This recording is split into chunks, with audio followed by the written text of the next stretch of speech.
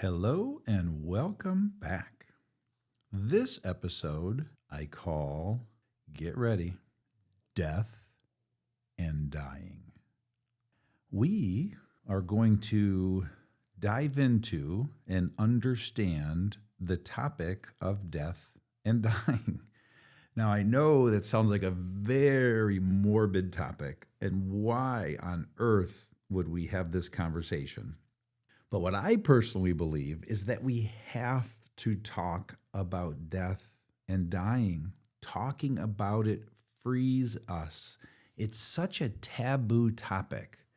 And now, what's important to understand is this is coming from a guy who believes not only should we be talking about death and dying with each other, we should also be talking about money, religion, politics. When you sit and have a conversation with open-minded, loving people about money, death, politics, religion, it is the most incredible conversation because you're hearing so many amazing perspectives on things. And all I'm going to do is share a few perspectives on the subject of death and dying and really hope to get your gears turning on this subject because it is so powerful.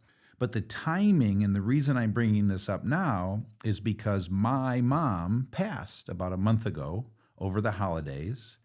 And I'm not going to get specific on her passing, but she was in pain for 3 years and she was so ready to go. And it was an incredibly beautiful experience, if that's possible. And 4 days before her passing, she knew she was going. She was ready to go. I knew she was going, and she and I had some of the most incredible conversations. And so I'll leave it at that. But with that, I've also experienced a bit of death in the last 5 years. My older brother, passed away instantly from a heart attack. My brother-in-law and sister-in-law also passed away instantly. So these were deaths that were sudden, where there was no preparation, where with my mom, there was a ton of preparation and conversation. Also, my father-in-law passed, and a dear, dear friend of ours passed as well, all in the last 5 years. So I've kind of been surrounded by this topic, which is, probably what helps me be more comfortable about talking about it, but also realizing how healing it is to talk about it. And that's the reason I'm bringing it up, is I realize how healing and freeing it is. And so what I know as a result of these experiences and these conversations is I know I am freer as a result of it. I am lighter as a result of it. And I'm more peaceful as a result of it. And so suspend disbelief, let go, and just kind of go on this journey with me, if you will. So I'll begin this conversation with a strong belief that I have. Now, again, I'm not pushing anything on anyone. All I hope to do in this episode is stimulate a lot of thought for you, but also begin any healing around this that you need to do. And so the belief I have is that any fear we beings have about death, it's all ego. And the ultimate freedom is on the other side of shedding that fear of death. As we've learned on this journey together, when our ego is running the show, it has us trapped in that cocoon of fear, and therefore we are not free. And this topic will help to free you and us and free your true self. And as we drill down on this topic of death, we are probably going to uncover what scares you. And whatever sensations come up, I urge you to process them real time. Maybe just hit pause and just sit with any feelings that come up in your body, in your chest, in your stomach, wherever it is. Hit pause and try and process it in a minute or two, which is what's typical. Worst case, if it's extreme, then please sit with it later. Meditate on it, contemplate, journal, whatever works for you, but please pay attention to the sensations that come up and please process them. So I mentioned the two sides of the coin. So now I want to create a little context around death and dying, and there are two parts to this topic. There is your death and there is other people's death. And we're going to take those one at a time. And when we talk about your death, it's getting to the root of all fear of your death. And then the issue with others' death is looking at identity and attachment. How is our identity wrapped up in that person? And what is our attachment to that person, our loved ones? So here's what comes up for me, and here's the thought that I want to stimulate. And so what's going to happen is I'm going to share roughly about 10 thoughts with you on the subject of your death. And I'm going to offer up some opinions just in terms of my perspective. I'm not pushing anything, but also just ways of stimulating your mind and just kind of stirring up anything that might be in there to, again, ultimately help free you. And so number one is starting with the topic of what do you believe happens after you die? Now, there's no bad answer here. And so it's the question of, do we go someplace? Do we go nowhere? Do we just turn into dirt and go into the ground? And so it's something I urge you to ponder. And for me, just to share my humble 2 cents, I do believe we go somewhere. I don't believe this is it. I don't believe this is the only journey. And again, that's what works for me and gives me peace, but that's what I believe. And so I'd ask you to ask yourself the question, what do you believe happens to you after you pass? Number 2 is, how will it affect your loved ones? And I believe it's okay to talk about this. And I have talked about this with my loved ones. I think it's so important. How will it affect them? What is their take on this? What are their beliefs, maybe wishes, thoughts? What happens after you pass? Again, it might sound morbid, but it has been very, very powerful and freeing for both of us to understand, what's going to happen to them if I pass. What does that mean to them? And as we kind of peel this onion, you'll start to see how these all start to tie together. Number 3 is, what preparation do you need to do? Getting your affairs in order, money, the ceremony. Let your loved ones know exactly what you want the ceremony to be. We all have different wishes, and we've had thrusted upon us how it's supposed to be, and it's just not true. In other words, so for your soul and your true self, what do you want the ceremony to look like? How are your finances going to be managed after your death? Do you have life insurance? Again, are your affairs in order? Does everybody know where, for lack of a better term, all the launch codes are? It's like I have everything in a binder. And so if I disappear and my wife disappears, this is the place you go for all of the answers. All of my affairs are in order. Are all of your affairs in order? Next is conversations. So this is what I've already talked about, but just having conversations. It gives me peace just talking to people about it, both friends and family. Again, as morbid as it sounds, it's really fascinating to watch people process. In that situation I talked about where it lasted 5 minutes, people started getting uncomfortable and said, all right, you promised 5 minutes, let's move on. Some people aren't ready to talk about it, but some just are, and it's really freeing. And some can't talk about it with anyone else in their life, and so you're the only person they have to talk about it. Next thought that comes up, as I've been aware of this, there are literally these death workshops and events out there now that are becoming very popular, especially in the entrepreneurial world. I was going to do a talk for YPO Boise, and we were negotiating that talk, and what they shared with me was one of the events that they do an event about every month, was literally a workshop on death where they went to a funeral home and went through that process. And it was supposed to be very, very powerful. But again, just a way of getting people to talk about and experience this topic, again, because it's so freeing. Number 6, thought that comes up, is legacy and impact.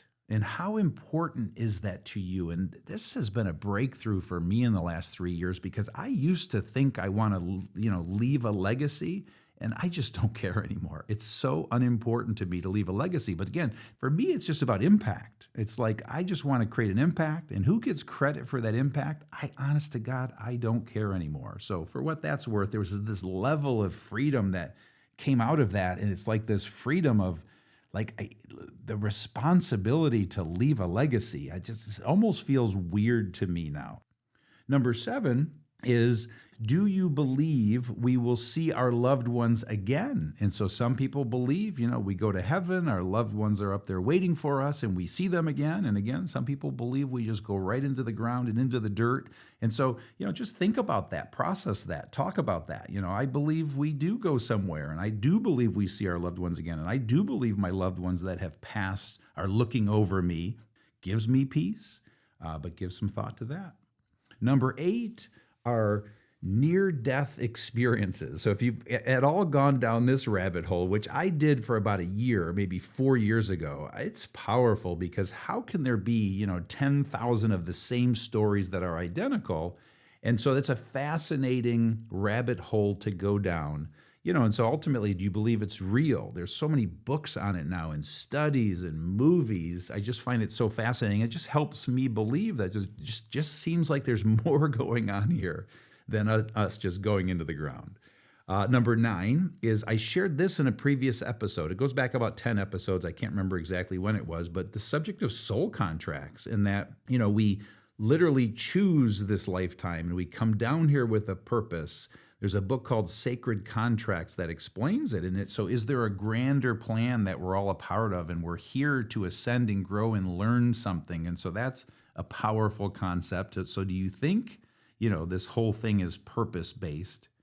And then number 10, are you at peace with death? Like, check your body. Like this whole subject, does it get you anxious and scared and worried, or are you at peace with it? And this is your death we're talking about right now. So are you at peace with your death? I've gotten to a place that I'm so at peace with that thought. Now, truth be told, I plan to live to 120, okay? And so with advancements going on right now, we are going to live well past 100, those of us, at my age, maybe a little older, and certainly younger. But at the same time, that is my intention. If I get hit by a bus this afternoon, I'm good. It has been an incredible life. So I'm just so at peace with my death. And if you're not, how can you find peace? So hopefully that gave you some thoughts to ponder, hopefully some awarenesses, hopefully brought up anything stirring inside of you, and then ultimately leading you to peace. Now we're going to go to the other side of the coin, the passing of others, loved ones, family, friends, your significant other, whatever it is, pets. This is including people that have passed. So have you had loved ones that have passed in your life, and you still have not come to terms with it? You still have not fully mourned their passing. You have not allowed yourself to grieve, and it's vital. And this also includes, obviously, people that will pass someday. If you didn't know this, we're all going to die. So it's like, I'm not making shit up here. So this is going to happen. We might as well talk about it. The next thing that comes up is, what do you believe? The same conversation about yours, it applies to them. And so what do you believe? Do you believe they go somewhere? Do you believe you're going to see them again? Again, no bad answer here, but as I've shared, I do. Next is, how will it affect you? Just kind of play that out, and some things may stir up, and you might find some blocks and where your ego has a hold of you, because how will it affect you? And so some people, they just don't believe they will be able to function. And so play that whole thing out. You don't think you'll be able to function. Wow, what does that mean? And just play that whole thing out, and you're going to find what's at the root of that. Next thing that comes up is, have you said everything that needs to be said to those loved ones? Don't have any regrets. That's why it's so important, at least to me, to talk about it. Have these conversations. Next thing that comes up, similar to how it will affect you, but this one is very specific. How will it affect your identity? And that's our ego. And so an example is, if that person passes, I'm going to be alone. So man, there's something deep at the root of that. And so get to why you're so afraid to be alone. Another is that I'm going to be a widow or a widower. And so again, there's some people that it's their whole identity for 40 years because their spouse passed away 40 years ago is they're a widow. And they haven't found anyone else because they think they're not supposed to. It's not right. Whatever your beliefs are. Again, whatever they are, there are. And then there's some people, I'm so fascinated about the person for 40 years that doesn't go find anyone else because they believe they're supposed to be a widow or a widower. And then there's people, a year after their significant other's passing, they find somebody else and they're just in love. And those two people are so healthy and that they still love their loved one that passed. Next is what attachments do you have? So what's going to come up in this thought is what attachments do you have with this person? Where is their entanglement and enmeshment? And that's going to show up, which is very powerful. The next thought is, what is the meaning of their death? So what does it really mean, their passing? These are just questions to get you thinking and pondering. The next question is, what do they want? And so, thank God I was savvy enough as I now, cared for elderly parents. My dad is still alive. 3-4 years ago, I started to talk to them about what do you want? I'm helping them get their affairs in order. What do you want your ceremony to look like? It's such important things like, do you want to be laid out in a casket? Do you want to be cremated and not be laid out in a casket? Do you want a 3-day event? Do you want a 4-hour? So it's really important, at least in my opinion, to understand their wishes. And at first, that conversation is a little awkward. But for me, it's just important to give them the ceremony that they want, not the one that I want. Sometimes we put our beliefs on these poor people, and it's just a matter of giving them what they want. What's important to them? What do they want? The next thought that comes to mind is, what do they believe? And so talking to them about what their beliefs are, where do they go? Into the ground, up to heaven, somewhere else? And so just really understanding what they believe. And then the last thing that comes in is, how do you mourn? Did you mourn? Again, these are ones that have passed. So process their death, release trauma and pain. And so really think about, have you mourned past loved ones? And how do you mourn as you think about the future? So there it is, a conversation on death and dying. And again, our ego has certain views on death that are limiting and keeping us trapped in the ego cocoon. And remember, there are two sides. Side one is our death, leading us to fear-based decisions so we don't end up dead. Or the other side is others' deaths, leading us to fear-based decisions of losing them and what that may mean, and maybe our death as well. And again, I think we human beings need to discuss this topic and come to our own conclusions about it. So in closing, there's this thought I had, and that is, as I care for my elderly parents, and my mom has now passed, and the pain that she went through in the last 3 years, and thinking about the pain that many elderly people go through, I racked my brain and I thought, how is this part of the plan? Why do these poor people have to go through such suffering before they pass? And what is the lesson for them? And then I just had this light bulb moment, whether it's right or wrong, but it hit me that it's not their lesson. It's our lesson. I have learned so much. It has transformed me caring for my elderly parents. And so I believe the lesson is for us experiencing their pain, not for them. Just my 2 cents. And so the question is, what is the gift? What is the lesson in it? And I urge you, just have this conversation with one person in the next 7 days that you love and trust, and they love and trust you, and just see what happens. Thank you for listening in today. We truly appreciate you taking the time to spend with us, and please tune in for the next episode. Until then, we wish you all the best in freeing your true self. Stay focused and much love.